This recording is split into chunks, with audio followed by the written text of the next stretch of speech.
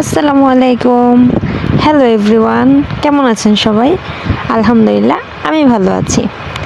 আজকে চলে গিয়েছি আমার একটা স্পেশাল দিন। তো কোথায় গিয়েছি এটা পরে বলবো, আগে দেখে নিন কত সুন্দর একটা একটু এস্থেটিক ভাইব আছে।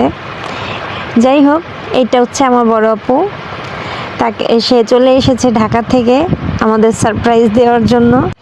এই জায়গাটা কিন্তু আমাদের বাসার খুবই কাছাকাছি, আমরা যারা মাওনাতে থাকি, গাজীপুর মাওনাতে, আসলে এরকম একটা জায়গায় এত কাছাকাছি এরকম ভালো পরিবেশের বা ভালো ডেকোরেশনের রেস্টুরেন্ট এরকম নাই। তো এই এর রেস্টুরেন্টের অনেকগুলো রিভিউ দেখে ভাবলাম আমিও চলে যাই, যে আমিও একটা রিভিউ দিয়ে দেব। তো যাওয়ার পরে আমার কিন্তু বাইরে থেকে যে দেখে যেরকমটা ভাবছি, ভিতরে কিন্তু পরিবেশটা খুবই সুন্দর ছিল। এখানে খুব সুন্দর করে ডেকোরেশন করা ছিল। আমরা আমাদের মতো করে, লোকজন কম ছিল, আমরা একটু বিকেল করে গিয়েছিলাম, তো তার জন্য পরে আমরা যাওয়ার পরে অনেকক্ষণ পরে অনেক লোকজন ছিল। যাই হোক, তারপরে আমাদের ভিডিও করতে বা ছবি তুলতে কোনো রকম প্রবলেম হয়নি। আজকে হচ্ছে আমার ছেলের জন্মদিন, তো সেই কারণেই আর কি এখানে যাওয়া। এই তো কেকটা ওর বাবা নিয়ে আসছিল, তো আমি আবার একটু নিয়ে, যেহেতু আমরা ওইভাবে কোনো প্রোগ্রাম করিনি, বড় আপু আসছে, তো ভাবলাম যে যেহেতু আসছেই তো যাই, যে টোকেও ছেলেও খুশি ছিল অনেক, তার খালামণি এসেছে কেক কাটবে, তাই নিজেদের মতো করে একটু কেক কেটে নিলাম। তো এখানে একটা জিনিস আমার খুব ভালো লেগেছে, যে ওর বার্থডে ছিল, তো আমরা কেক কাটবো, আমরা ওইভাবে কিন্তু বলি নেই, শুধু বলছি যে আমাদের একটু টাইম লাগবে।